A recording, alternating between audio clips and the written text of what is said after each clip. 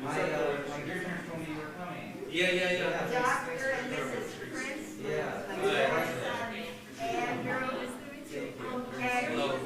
And this is his fiance. Yes. His fiance, Kristen. Congratulations. Thank you. Thanks for getting the book. They wouldn't need a signature.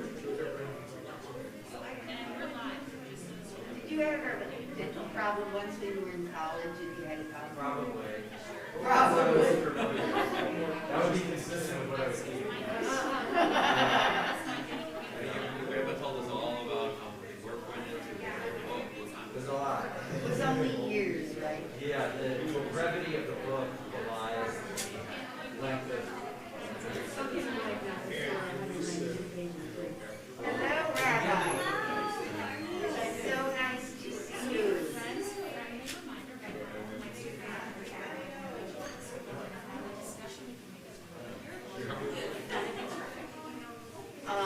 Guys, have to say Hold on. very scandalous. That's right. Well, thank you so much for having me. This is Rabbi Mark. And did you meet Kristen? Your fiance. And Andrew. Yeah, of course. Yeah. Oh, and I'm sorry, I didn't see Deb. I'm here for logistics stuff, so he can have a fun conversation. Deb, this is my grandson, Andrew, and his fiance, Kristen.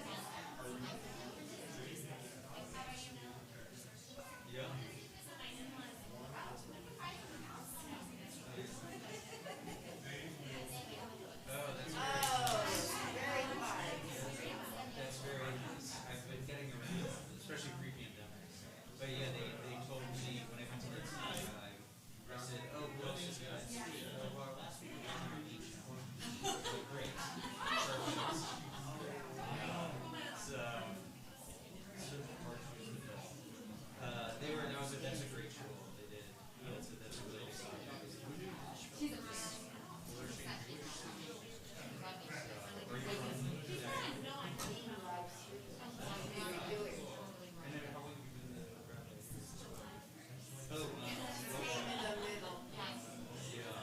So I met your successor, I guess was your or your predecessor, I should say,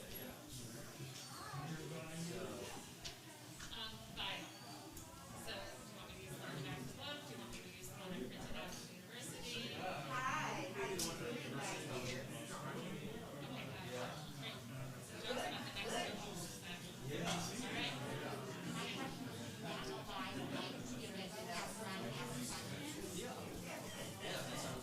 Neil, I'd like you to meet my daughters. These are our friends from Dr. and Mrs. Prince. Neil Gussie.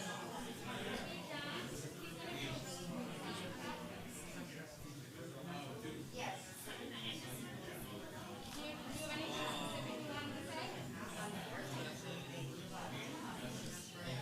Sort of bound to say.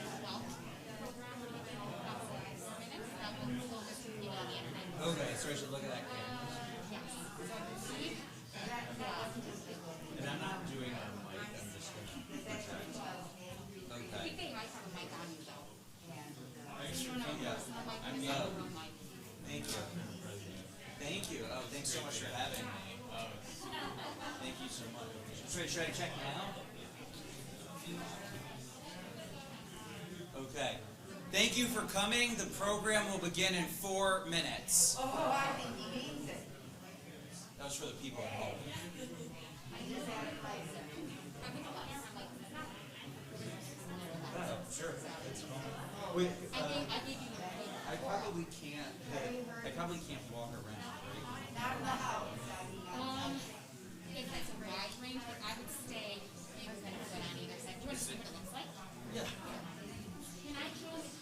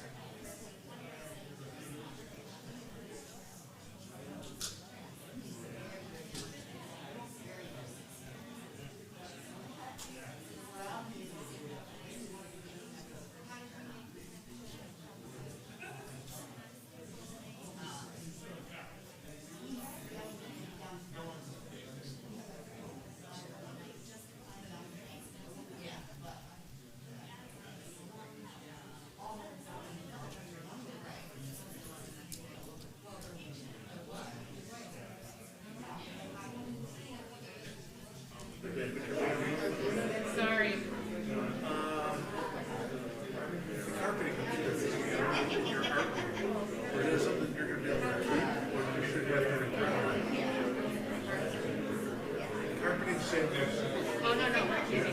Those are like those cinnamon little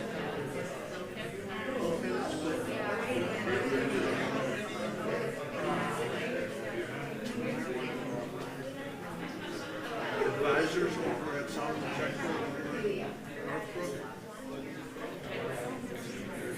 All that know people.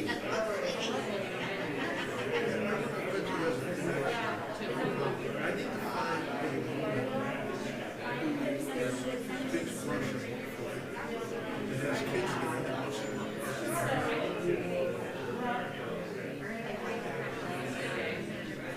You're like a mom, you know, who wants to work from, you know, 10 to 4 or something like that.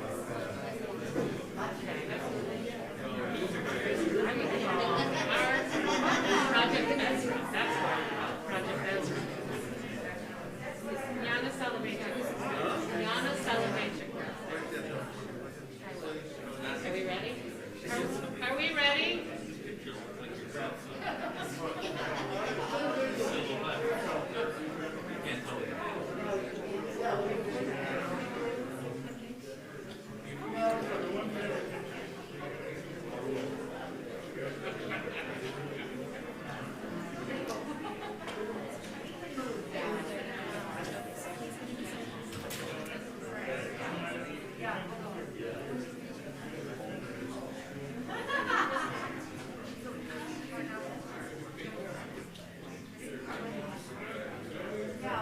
Andrew, do you want to have a seat? I'll just stand at the side. Chris? That's all you got.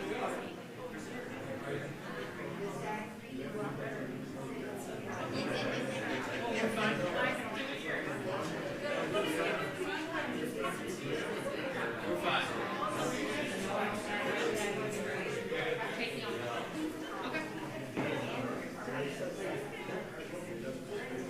Statesmanship means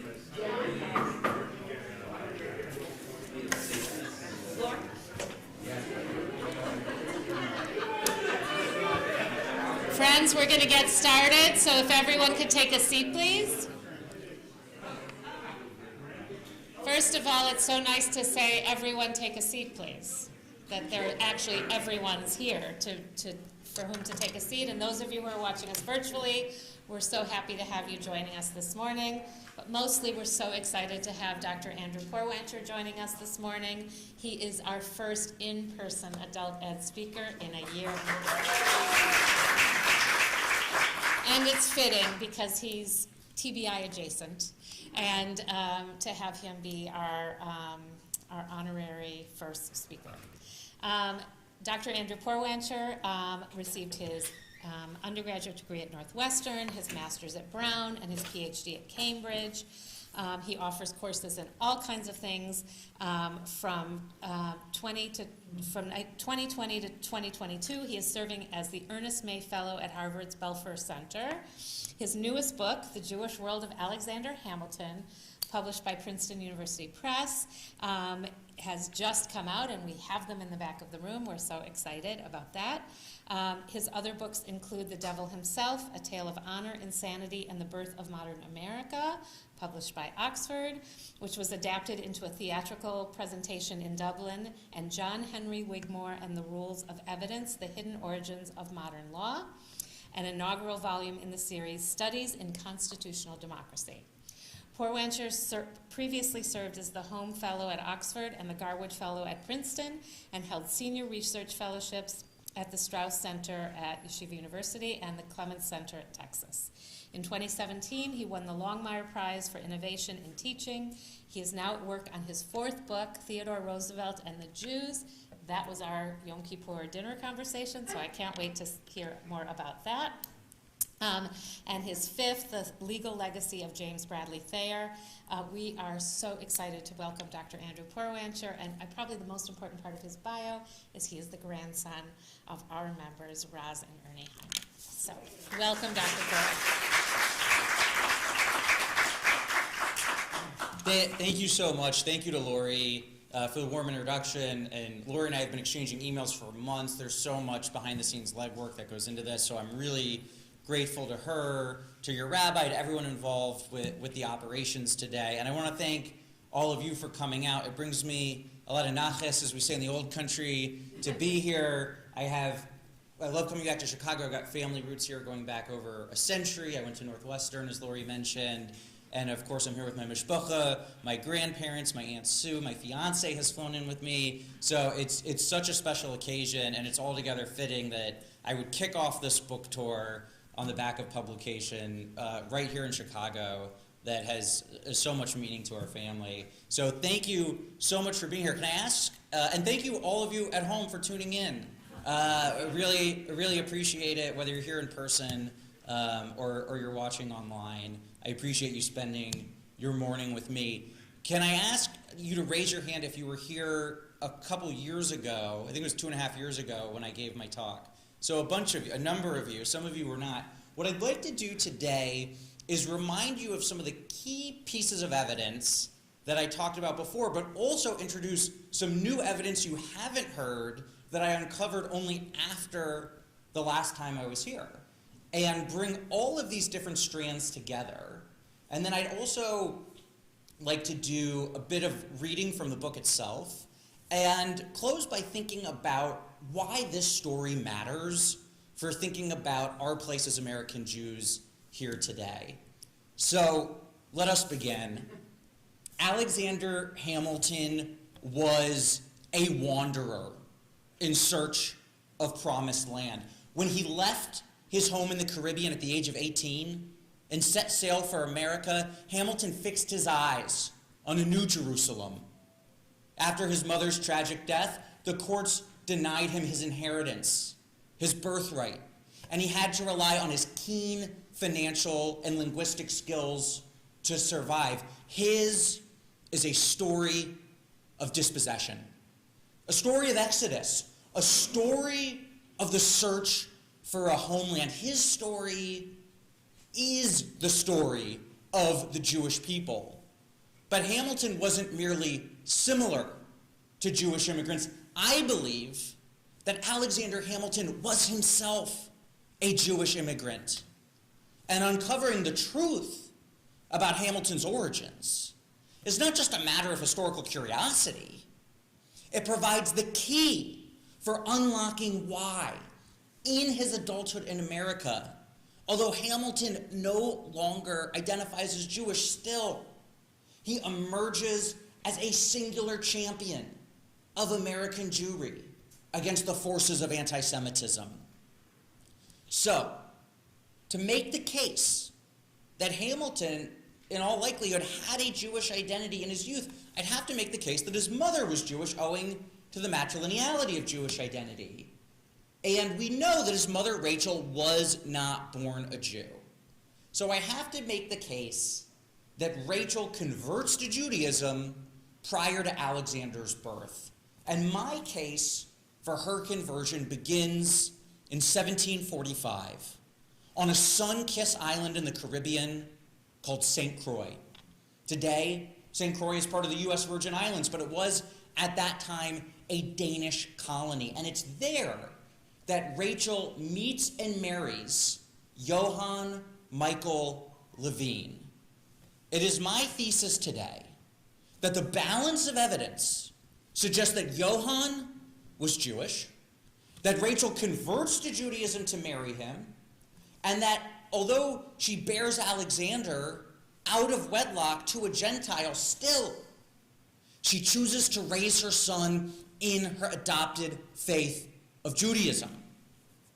So let us turn to Johann Levine. Hamilton scholars have long told us that Levine must not be Jewish because, supposedly, he's not identified in the Danish land records and census registers from St. Croix as a Jew.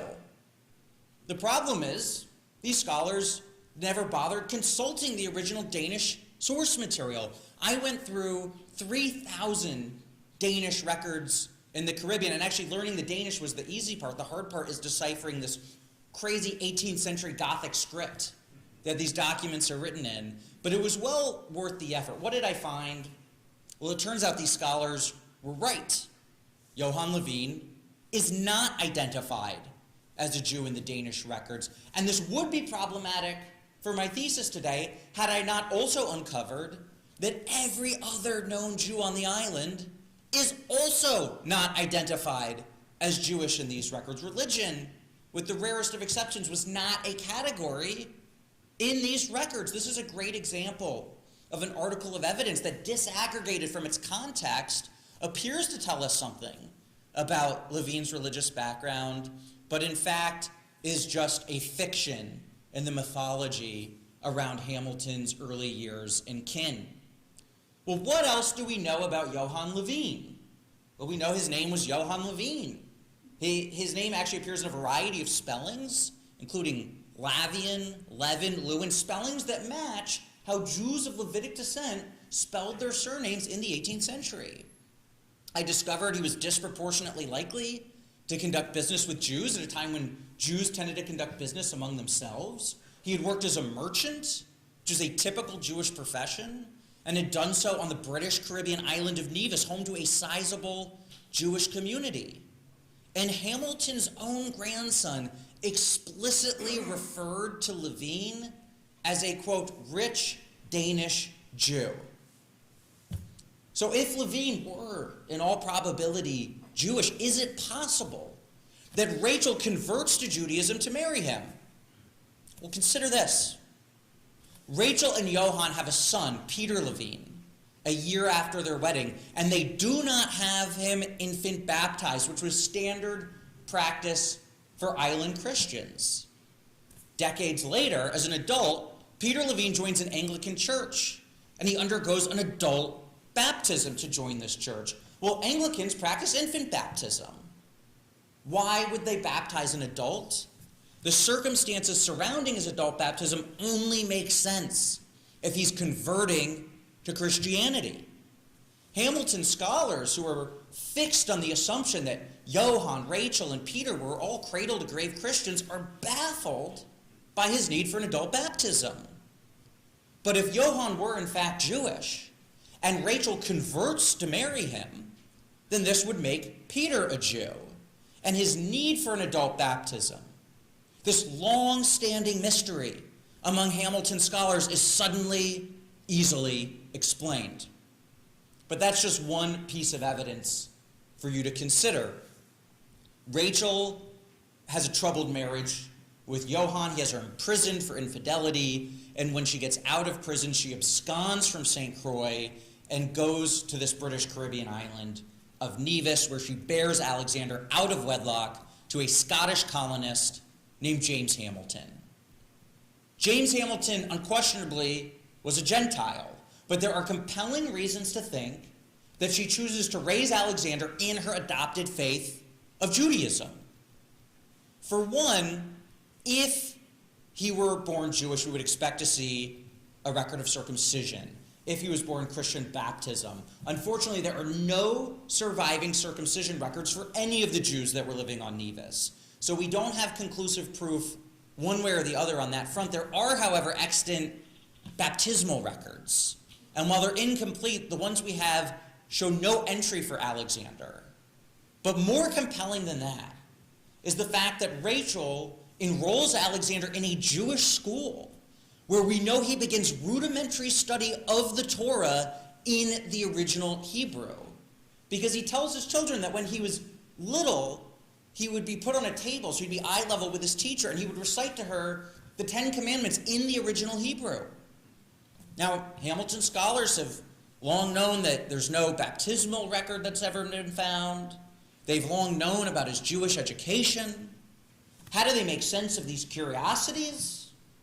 They say, well, he was born out of wedlock, and so he must have been denied an infant baptism on account of his illegitimacy. And if he can't be baptized into the church, he can't go to the church school, and that must be why he goes to the Jewish school. It's a very neat and tidy explanation, one that would be problematic for my thesis today had I not gone down to Nevis and gone through the church records and found that both on Nevis and indeed throughout the Caribbean, children born out of wedlock were routinely infant baptized. We have little grounds for believing that Hamilton's out-of-wedlock birth posed any obstacle to his membership in church life. What's more, these scholars make a critical error in assuming that a Christian child would have attended a Jewish school, particularly at that time and place. Jewish schools were, of course, religious instruments. They existed to turn Jewish children into observant Jewish adults, to instill in these children a strong sense of Jewish identity, to cultivate in them a shared sense of Jewish peoplehood with their co-religionists spread out across the diaspora.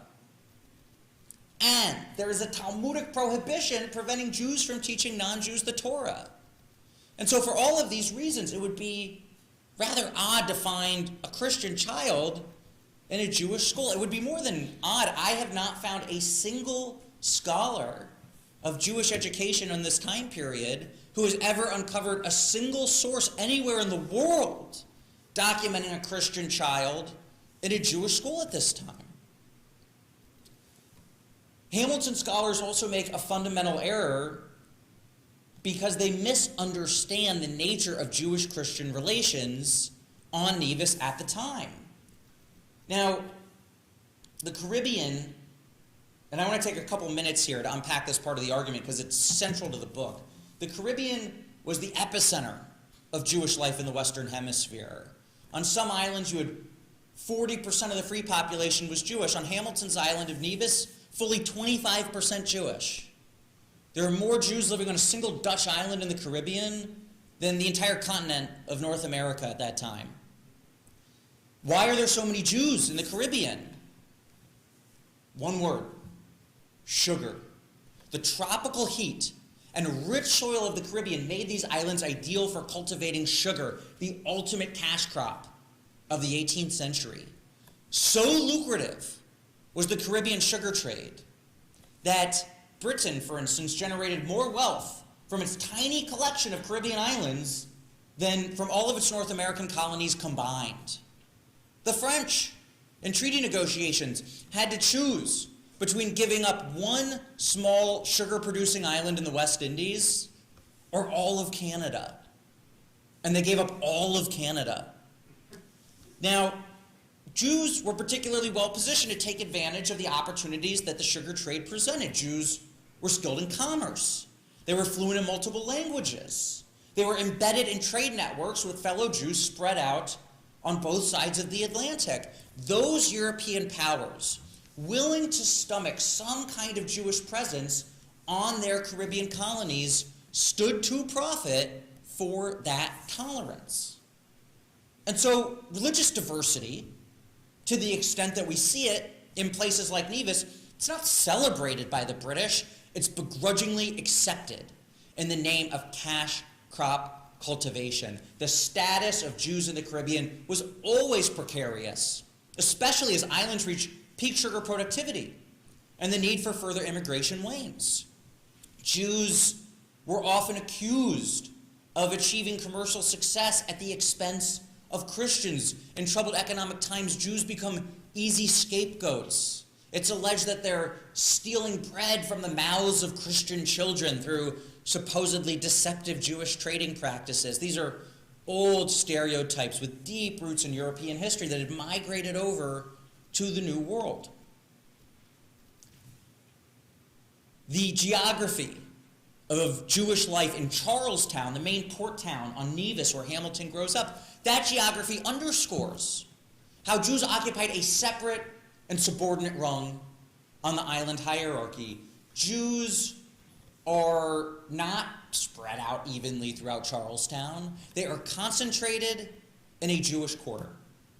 And this Jewish quarter is not the most desirable real estate. It's sandwiched between the jail on one side and a mosquito-infested backwater on the other. This configuration is telling. Jews in European communities had long dwelled in their own less desirable districts. In other words, Jews and Christians aren't coming to Nevis and creating a whole new set of social and spatial relationships between the two faiths. They are recreating patterns they already know from the old world. patterns designed to ensure a degree of segregation, religious, cultural, and geographic, between Jewish and Christian life. Why have I taken such pains to reconstruct the tenor of the Jewish experience on Nevis? Because it strains believability to think that the Jews of Nevis would have educated Alexander Hamilton amid such a fraught political environment unless they considered him one of their own. The stakes for Jews were too high. The politics with their Gentile neighbors too dicey. Their continued residence on Nevis too doubtful for the Jewish community to have otherwise hazarded such a risk. When Alexander Hamilton turns around 11, he winds up on St. Croix. His mother's running a store out of the first floor of a building. They live on the second story, and both mother and son, after a couple years of this arrangement, fall deathly ill. Alexander Hamilton pulls back from the brink, but his mother tragically passes away. And the details of her passing may be instructive for our purposes today. Rachel is not buried in a church cemetery. Now, a burial in a Jewish cemetery wasn't an option for anyone on St. Croix at that time. St. Croix had a few scattered Jews. It was not home to the large Jewish communities found on some other islands. So your only option if you were Jewish was to be buried at the home of a relative.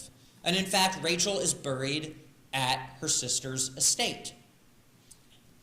Her death is recorded under the name Rachel Levine. She had not seen her ex-husband in 18 years, and yet she keeps his surname until her dying day, further hinting at an abiding connection to a Jewish identity. Rachel's death, notably, is recorded in a church register, which Hamilton scholars have taken to mean, seemingly reasonably, that she must have been a member of that church. But what these scholars don't realize is that states don't start keeping civil records of deaths until the 19th century. And so it was commonplace in the 18th century for states to rely on church records as de facto civil records. So you can actually find numerous instances of Jews, particularly in areas where there are too few Jews to have a synagogue of their own. You'll find those Jews' deaths recorded in church records because the church is keeping it for the purposes of the state. So it's not necessarily an indication that she was a member of that church or even a member of the Christian faith at all. A number of Hamilton scholars mention that a Christian clergyman presided over Rachel's funeral. And this too would be problematic for my thesis, except there's not a shred of evidence for it. Every Hamilton scholar who makes this claim just cites another Hamilton scholar who makes this claim. It's wholly untethered from the historical record. It's yet another example of a fiction in this genealogy of myths that has clouded our understanding of Hamilton's youth for the last 200 years.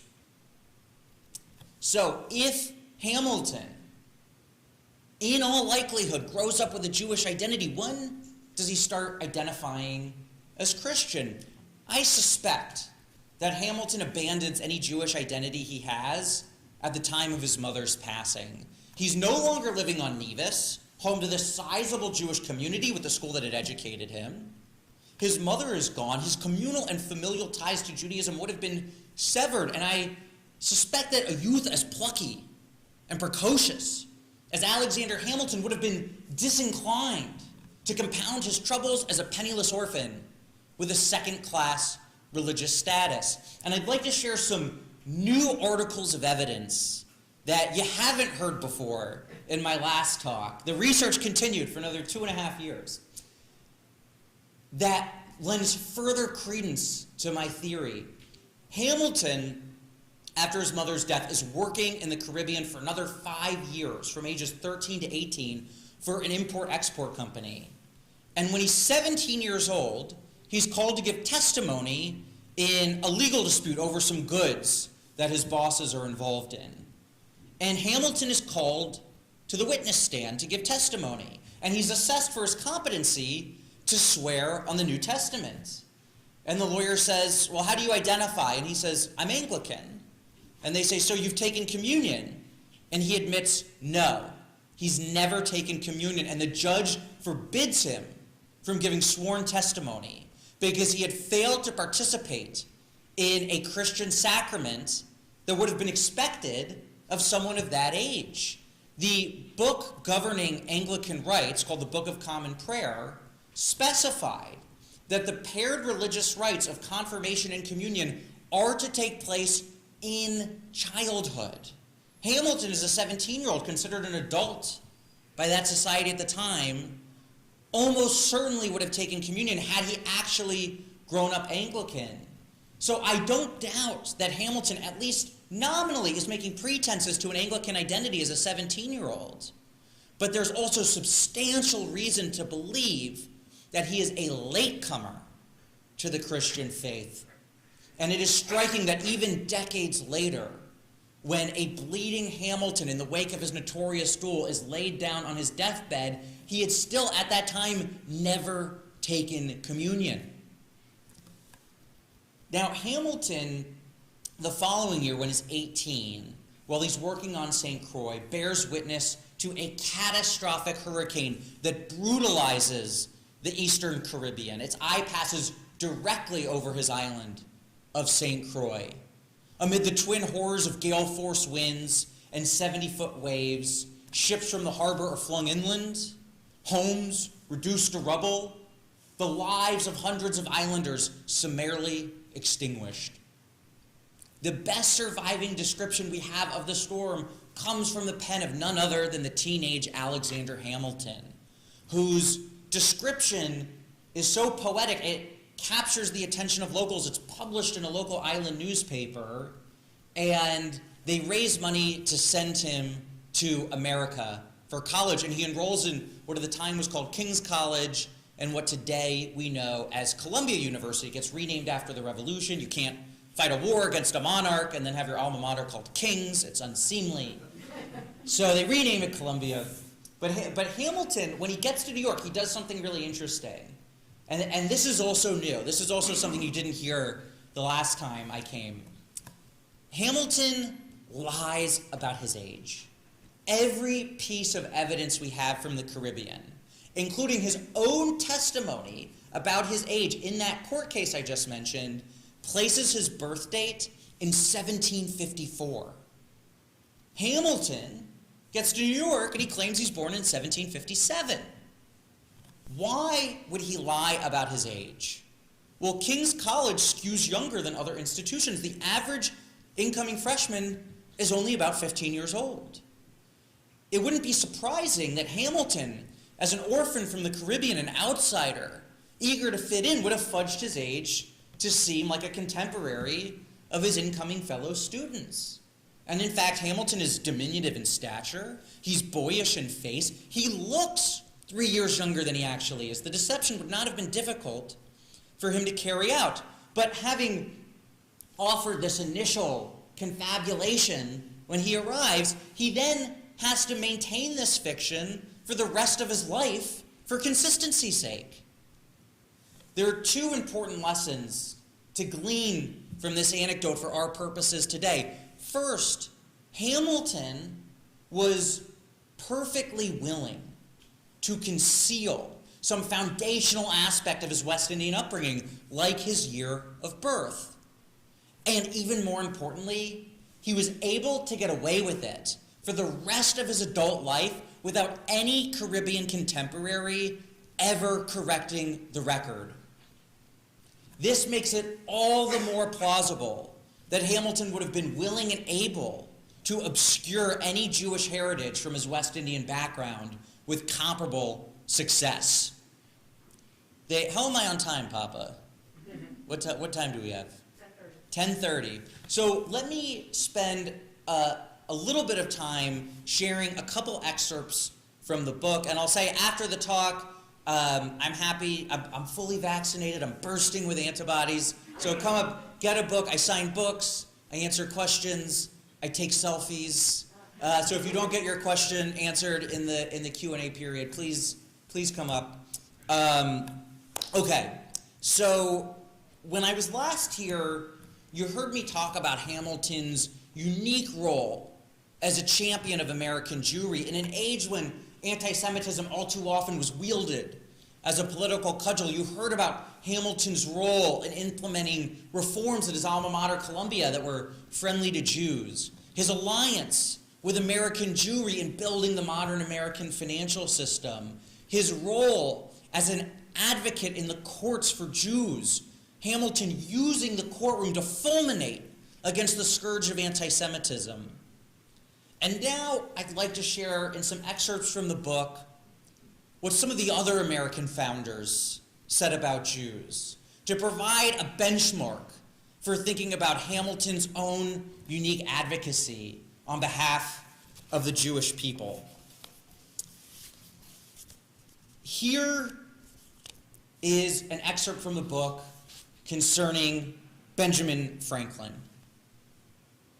Franklin exhibited stereotypical attitudes towards Jews while serving as a diplomat in Europe in the early 1780s. He was then engaged in negotiations on behalf of the US government with a Dutch Jewish banker named Jean de Neufville. The United States had ordered 50,000 pounds of goods from Neufville and his associates, but they were refusing to convey the goods until they received the payment of a petty demand for damages, quote unquote, Franklin relayed in a letter to John Adams. From Franklin's perspective, the goods should first be delivered and then the damages discussed. He derided Neufville's demand as, quote, not only ungenteel and dishonorable treatment, but a monstrous injustice. Franklin's letter explained that this disreputable behavior was surprising, even for a Jew, since Neufville had a history of making warm remarks about America. In Franklin's words, though I believe him to be as much a Jew as any in Jerusalem, I did not expect that with so many and such constant professions of friendship for the United States with which he lards all his letters, he would have attempted to enforce his demands, which I doubt not will be extravagant enough by a proceeding so abominable. Neufville's Jewish proclivities had won out over his amiable rhetoric by Franklin's lights. Despite Franklin's wishes to be rid of Neufville, there was still other business to be transacted between them. The arrangement of a loan for the United States totaling 2 million Dutch guilders. Neufville drafted an agreement that would require the U.S. government to pledge all of America's land as collateral, while he assured Franklin that such language was entirely usual for Dutch loans given to foreign countries. Franklin deemed it, quote, an extravagant security for a trifling sum. Franklin was especially outraged that Neufville had floated the idea that Congress should pass a law making him the exclusive consignee of American produce to be sold in Europe. Now, Neufville's English was mediocre, and so there were language barriers, and likely cultural ones too, in these negotiations. But in Franklin's eyes, it was Neufville's Judaism that accounted for his supposed avarice. Franklin sarcastically suggested to Adams that Neufville was not quite as Jewish as he could be, since the Dutchman had not gone so far as to outright steal American property or take American lives. Quote, I was wrong in supposing John de Neufville as much a Jew as any in Jerusalem, since Jacob was not content with any percents, but took the whole of his brother Esau's birthright. And his posterity did the same by their Canaanites, and cut their throats in the bargain, which in my conscience I do not think Mr. Neufville has the least inclination to do us, while he can get anything by our being alive. To Franklin, greed was an inveterate characteristic of Jews. I'd like to share some quotes from John Adams, who suggested in a letter to Thomas Jefferson that the study of Jewish law and Jewish mysticism would take the lifetime of Methuselah, and after all 969 years, would be wasted to very little purpose. Adams, in a letter to the wartime president of the Continental Congress, unfavorably alluded to biblical Jews. He retorted that the British, in their arrogance, mistakenly assumed that, quote, the people of America will dethrone Congress and, like the Israelites, demand a king. In several instances, Adams, not Hamilton, Adams derided someone or some group by analogizing them to Jews. He employed the word Jew as an insult to demean a Gentile. As Adams remarked about a disliked relative, Tom is a perfect viper, a fiend, a devil, a Jew. He was not Jewish, by the way. During the Revolution, he drew disparaging parallels between Brits and Jews. Adams said of the British, quite as selfish and as blind as the Jews, there is no present probability of their opening their eyes to their true interest and safety. He served as a U.S. minister to the Netherlands in the 1780s, where he bemoaned the greed of Dutch creditors by likening them to Jews. As he grumbled to John Jay, 5 or 6 people have all the money under their command, and they are as avaricious as any Jew in Jews' quarter. There's more. You'll have to read the book. Let me move on to another founder, Thomas Jefferson. He's celebrated today as a champion of religious liberty. He also told a Christian protege of his that the Jewish priesthood in antiquity comprised a, quote, bloodthirsty race that was cruel and remorseless. These priests peddled superstition under the guise of false divine revelation. The whole religion of the Jews was based on the fumes of the most disordered imaginations masquerading as the special communications of the deities. Jefferson said that these myths had, quote, preserved their credit with the Jews of all subsequent times. In a letter to Benjamin Rush, Jefferson derided the Jewish understanding of God and the Bible as degrading and injurious. And in another letter, he describes ancient Jews as having, quote, vicious ethics. Jefferson also analogized his political nemesis to Jews, writing to a fellow Republican about the Federalists. He's a Republican. Talking about the Federalists, he comments, they are marked like the Jews with such a peculiarity of character.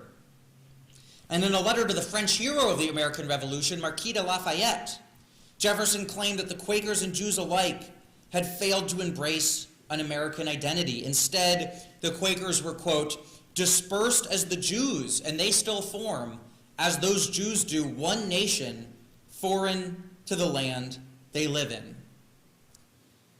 These American founders we've heard from were not wall-to-wall rife with anti-Semitic comments. Many of them did fight for a modicum of religious liberty. Some of them, in demeaning Jews in one breath, would actually compliment them in the next. It is very much a mixed picture. And in this sense, the founders reflect America in its totality.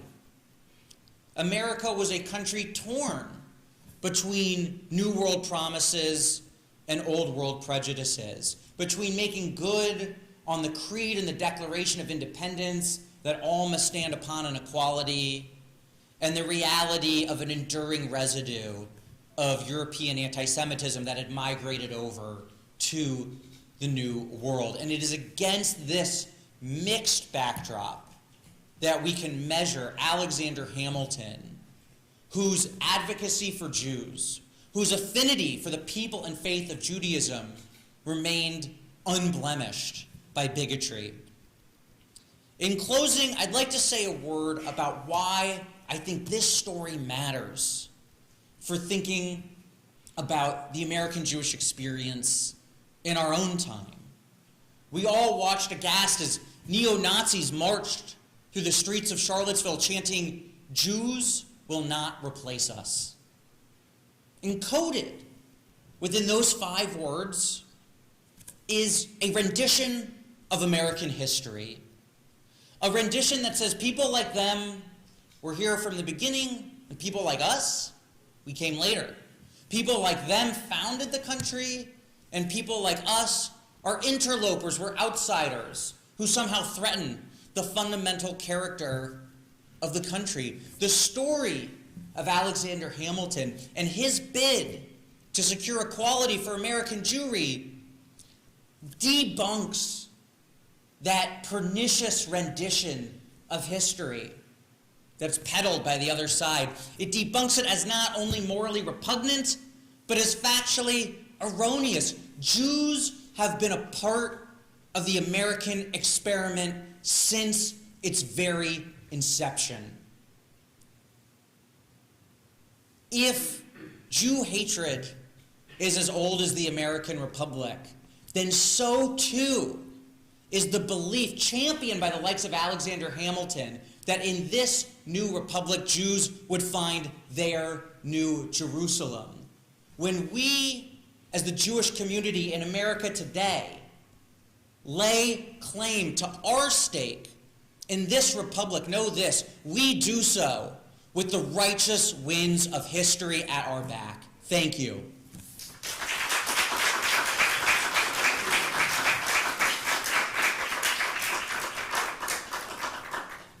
When we have time for questions, I believe there's a mic.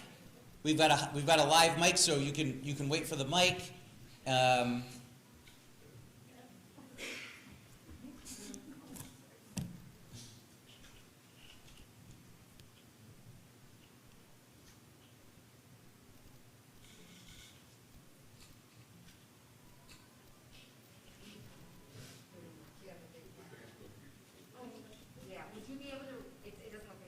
That's fine. Absolutely, not a problem.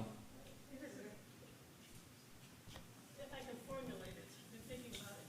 I was interested in the quote that you read from Jefferson. And my understanding is that he was a deist, not necessarily a Christian. So, and his argument, at least regarding the Quakers and the Jews, seemed to be them holding themselves apart, not necessarily based on their religion, but on their lack of assimilation. Did he hold similar views toward Christianity, the fever dreams of origins, considering that Judaism is the basis for Christianity? This is such a great question. So the question, which I'll repeat for those who didn't have a chance to hear it at home, is, and forgive me, I'm going to give a more concise version of the question, but effectively, to what extent is Jefferson, who in so many respects is an idiosyncratic thinker when it comes to religion, to what extent are his views about Jews really unique? And to what extent is it an index of a broader disaffection from organized religion? And I think it's a little bit of both. There's no question to my mind that so many of Jefferson's views are of a piece with a general disaffection from organized religion. He's really an odd thinker. You know, he coins the phrase the separation of church and state, and he's been held up by our Supreme Court as the arbiter of the meaning of religious liberty in the American founding. And in many ways, he's a curious figure to speak for the founding generation because he is, as you note, something of an odd duck. I think that at the same time that Jefferson's distaste for Judaism is part of a broader distaste for organized religion, there's also, I think, something that's Jewish specific. There's a willingness to conflate his political nemesis with Jews. He makes other comments where he's talking about specific Jewish people and trafficking in anti-Semitic stereotypes about sexual deviance that was sometimes associated with Jews. And so there are comments you can find from him that are that have a ring of Jewish specificity, if you will. But at the same time, we also should offer Jefferson credit for passing famously the Virginia Statute for Religious Freedom, which is one of the most important early state laws protecting religious liberty. And he was also someone who, even as he had a certain contempt for the faith of Judaism, he was certainly willing to protect Jews' right to enjoy the free exercise of their faith, even as he thought that faith deeply misguided. So it's really a nuanced story when it comes to Jefferson, and really when it comes to all of the founders. And I hope you'll read the book because I'm able to do justice to that kind of nuance in a way that's harder to do in a talk. So I really appreciate that question. Thank you. Hear me? Realizing that your book isn't really out there yet, but apparently you've been speaking about your assertion for some time. Do you have any sense of what previous Hamilton biographers are saying, or what kind of reception you're getting from his previous biographers? Yeah, thank you for the question. The question about reception. So I'm pleased to announce that the book is available for sale. So it's been out in the public domain after 6.5 years of working on it for the last month. So if you're not here today and you're interested, it's on Amazon. It's at your local bookstore, or if not, they can order it in.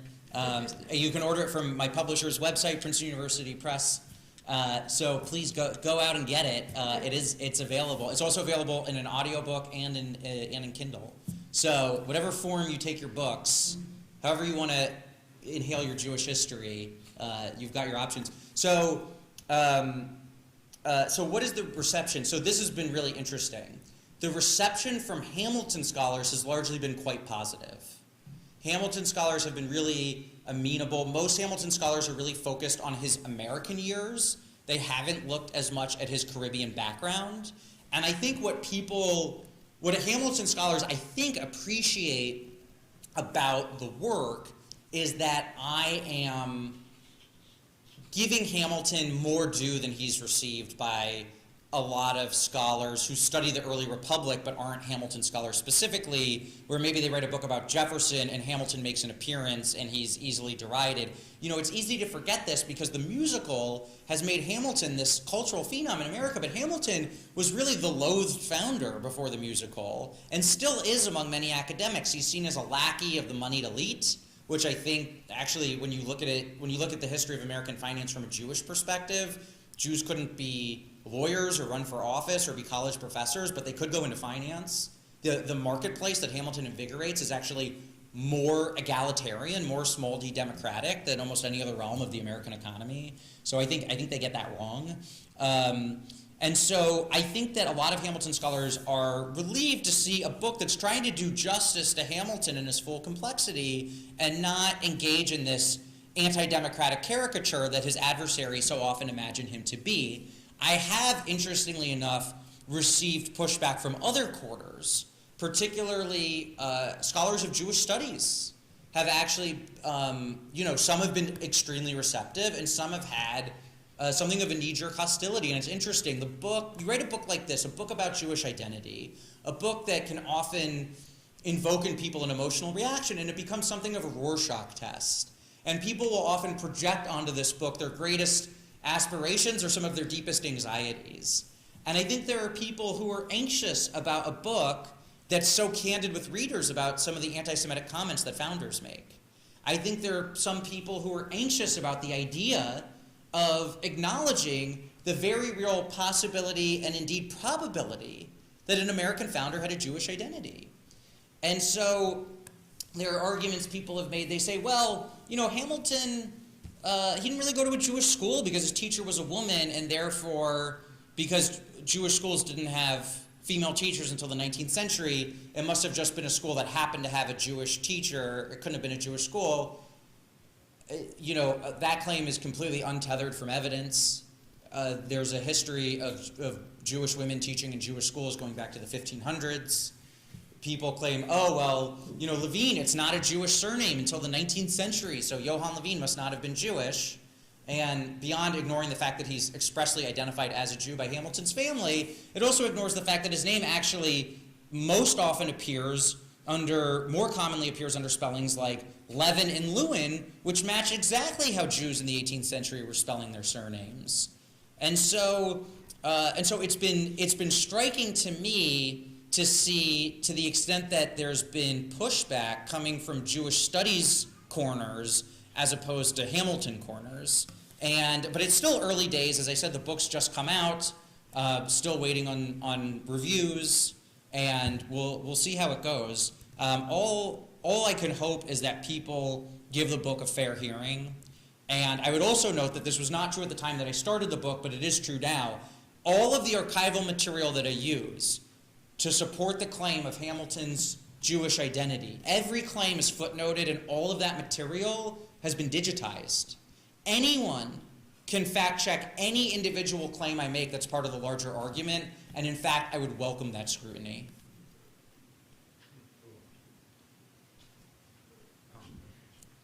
If I were a Jew at the time of Hamilton, listening to the statements that you made, I would say, boy, these founders love us. Knowing the 1,500 years before that, comparing those statements and what happens. I'd say those are sort of benign statements, although they're not to us. To the Jews of that time, they're probably saying, I like that guy. and knowing what they said about Islam and comparing those, I mean, they said some pretty maybe true statements or whatever. I would say the statements you made about the Jews were, I would accept those at the time if that's all they're going to say. Yeah, so you bring up a really interesting point.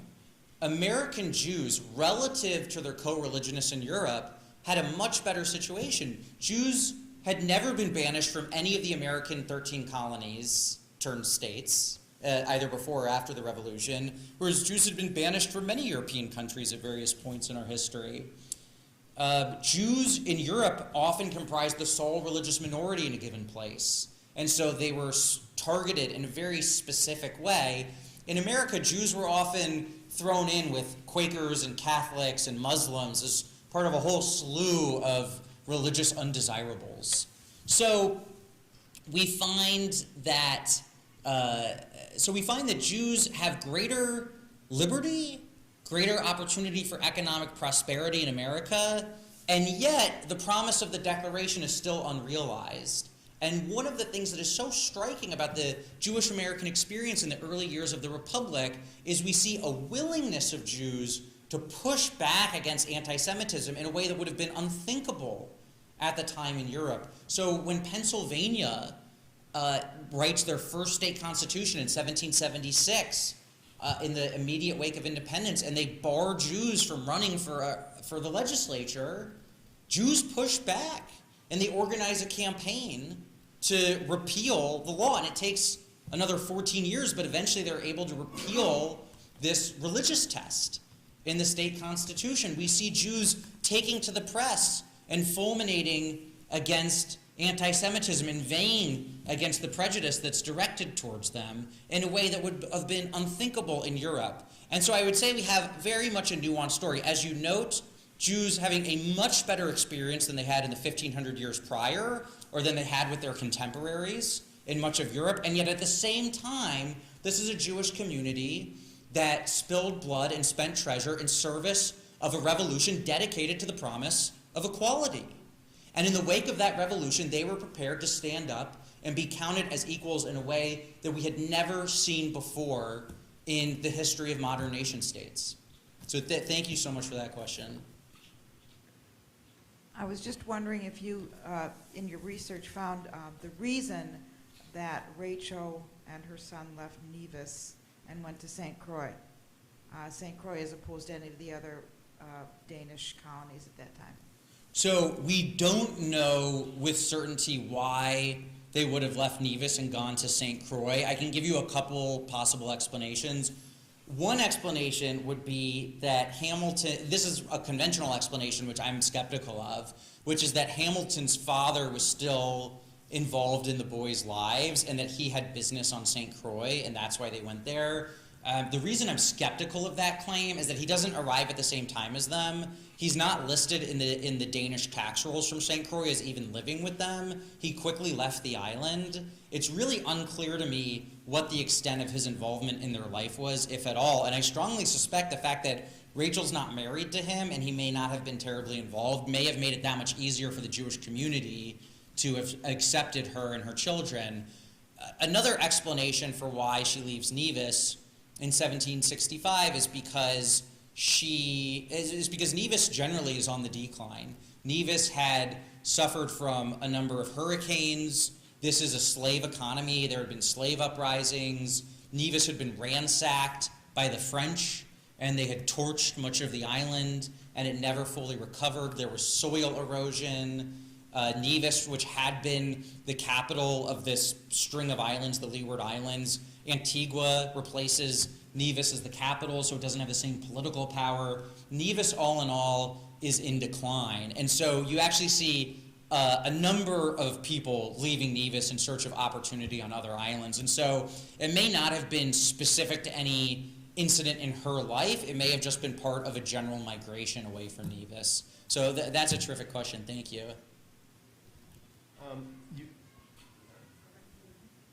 You haven't told us anything about at the end of his life. I'm guessing he stayed in New York City. He dies there. Is he in a Jewish cemetery? Is there anything on his tombstone that would indicate his Judaism? No. This is another important question. There's no evidence that Hamilton identifies as Jewish or even breathes a word about a Jewish heritage at any point in his American adulthood. Having at least a nominal pretense to a Christian identity would have been a necessary antecedent to serving in the highest echelons of American civic life. And so remaining taciturn about any Jewish heritage would have been prudent, to say the least. Hamilton's wife is a devout Christian. He gets a pew for her at Trinity Church in Lower Manhattan, and in fact he's buried at her church's graveyard. But Hamilton himself never joins the church. And if you go through the communion books, as I have in Trinity Church, you see her name in the communion records, and you never see his name next to hers. But he's buried next to her? He is buried there. And what's striking about Hamilton is that on his deathbed, he finally asks for communion. And the local clergyman, the rector of Trinity Church, doesn't want to give it to him because he doesn't want to do this last-minute, 11th-hour communion, this like last-ditch bid for grace. And Hamilton says, "Oh, I've been meaning to do this for a long time. I'm just getting around to it now as I'm bleeding out and have hours left to live." And there's a couple different ways I suggest in the book of interpreting this. One way is that Hamilton is really embracing Christianity in these waning moments after a lifetime of relative detachment from organized Christian life. Another explanation, one that I would argue is more consistent with the first 49 years of Hamilton's life, is that he knows his wife is deeply pious. And he knows that if he can finally take communion, it would likely offer her some modicum of solace amid the grief about to envelop her life. And so it may have been a bid to give some kind of concession to Eliza. Hamilton, after his communion, after he dies, both his admirers and his detractors remark on how his communion on his deathbed was a departure from his typical detachment from Christian life. And Christians say, he dies a Christian. Death effaces all else in his life. Well, if he had lived as a Christian in any kind of devout way, I don't think a preacher would be getting up in his pulpit the Sunday after Hamilton dies and saying, well, death effaces all else in his life. His detractors, people like John Adams, who hated Hamilton, people like Aaron Burr, who really hated Hamilton, took him to be a total hypocrite and thought the fact that he dies a penitent to be like Hamilton's last act of dishonesty because he hadn't really practiced Christianity.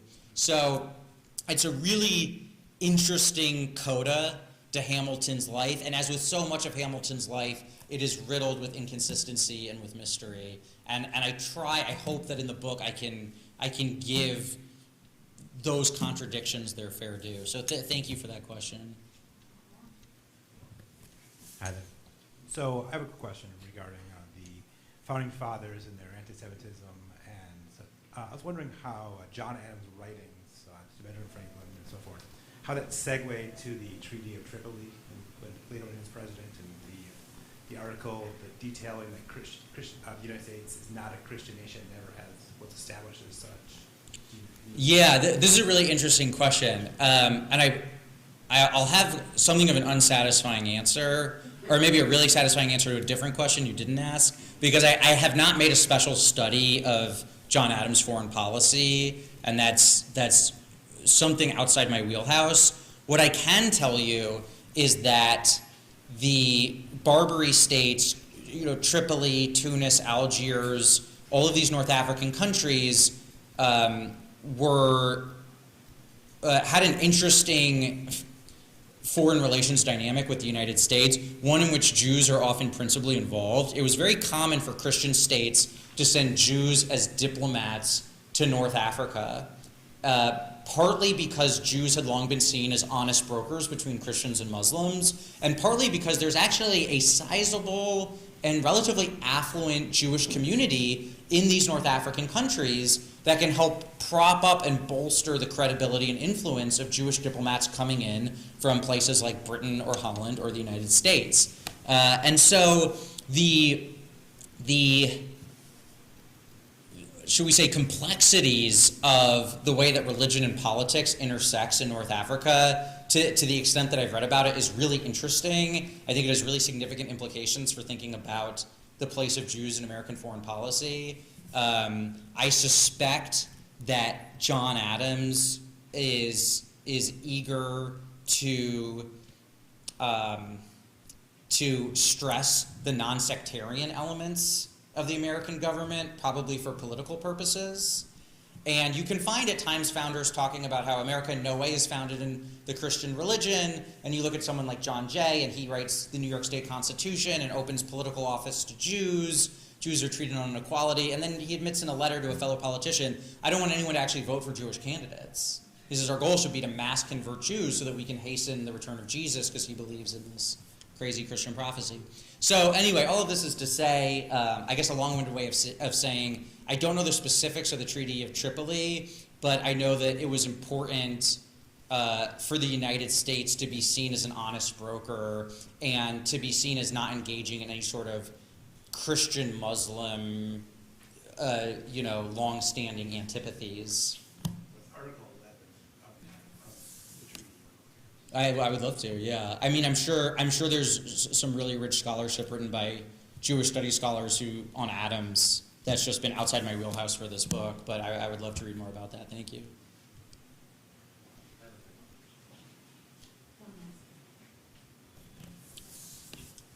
I realize this is not cogent to what you're speaking about exactly, but how would you compare the rise in anti-Semitism currently with the presence of anti-Semitism in early America?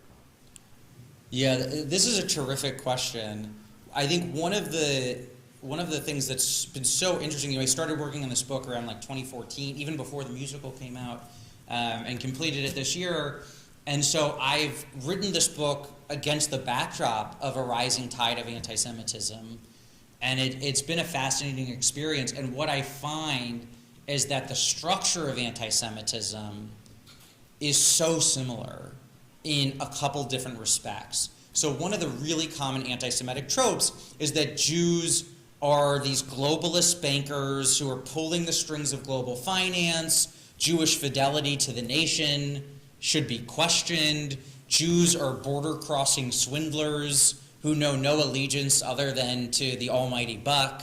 And you can find these tropes all throughout Hamilton's time. If you get the book, you will find, as I know that you have, because I see you have a copy there, you will find in this book many, many examples of tropes around bamboozling Jewish merchants that in so many ways are echoed today in ideas about Jews pulling the strings of global finance in our own time. So that is a really striking similarity, and I hasten to add that there's a real fundamental irony in that accusation about Jews. Jews succeeded as merchants not because of their perfidy, not because they were deceptive. They succeeded because of their probity, because Jews, at a time in the 18th century when credit was scarce and difficult to get, Jews trusted each other. They had networks of mutuality with Jews in other port cities. They relied on the integrity of their fellow Jews to prop up each other's credit. It was not their immorality that allowed them to succeed. It was precisely the opposite. And I think anyone who's engaged in business in the audience knows that your credibility, that your word being good is absolutely vital to your ability to succeed. And the other trope I would note that's really common is the idea that a lot of immigrants are too intellectually impoverished to figure out how to take over America, but Jews are the bright ones. They're the clever, sneaky ones who are going to figure out how to mobilize the less intelligent minority. So when you see claims being made, these outrageous claims that, George Soros is funding a caravan that's coming to the border, this goes all the way back to Hamilton's time, when there are claims that all of these undesirable immigrants are going to be flooding the border, and Jews are going to be the ones pulling the strings. And so the more you study the history of anti-Semitism, the more you find out that people are beholden to anti-Semitic tropes whose origins they scarcely understand. And in fact, it's our very ignorance of the history that makes people so captive to it. And so I hope that that one lesson from this book is that despite the persistence of those anti-Semitic tropes in Hamilton's day, ultimately Jews do win the day. Ultimately, a constitution that bans federal tests for office is ratified by a predominantly Christian nation. Ultimately, George Washington, in his famous Newport Letter of 1790, becomes the first head of state of any modern nation anywhere in the world to acknowledge Jews as citizens. Ultimately, Hamilton is able to successfully indict this outrageous accusation that his Jewish witnesses in court can't be trusted because supposedly the Jewish religion actually encourages Jews to lie under oath in court. He goes on to win that famous case. And so there is reason for vigilance in our day, but when we look at our history, there's cause for optimism as well. Thank you. Thank you so much. Thank you, thank you, thank you. Thank you to everyone who joined us today, to those who are joining us virtually, and to those in the room. Andrew will be signing books in the back. Thank you all for being here, and hopefully this is the start of a lot of good in-person learning this year. Chag Sameach, everybody.